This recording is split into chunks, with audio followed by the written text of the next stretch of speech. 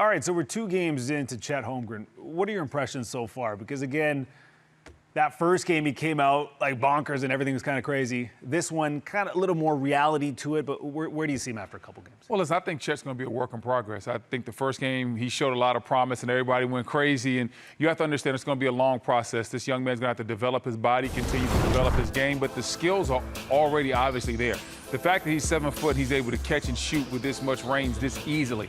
Runs the court well, finishes great inside. You see the quick bounce right there, get right to the basket. He's long, he's athletic.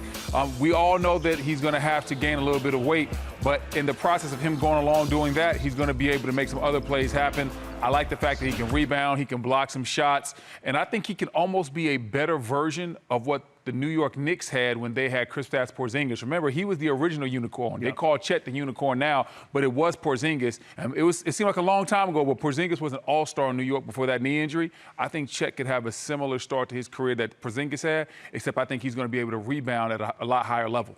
It's really interesting because he's so gifted offensively, right, as far as a big man's concerned. But from your perspective as another big man, you saw Kenny Lofton Jr. in this game, not tall, but wide, and taking advantage of him. How do you think that's going to go when Chet goes up against other bigs in the league? Well, that's where the development's going to come in. He's going to have to spend a lot of time in the weight room. He's going to have to spend a lot of time making sure he's with his trainers, getting the proper nutrition, eating a lot of meals, a lot of snacks. A lot of the food that I need to skip, Chet needs to eat. And he's going to need to do that because he's going to have to get physically stronger. As you saw Lofton Jr. going into his chest tonight, that's what's going to happen when you take on Jokic. That's what's going to happen when you take on Embiid. And he's going to have to be ready for those challenges. And it's not going to happen overnight.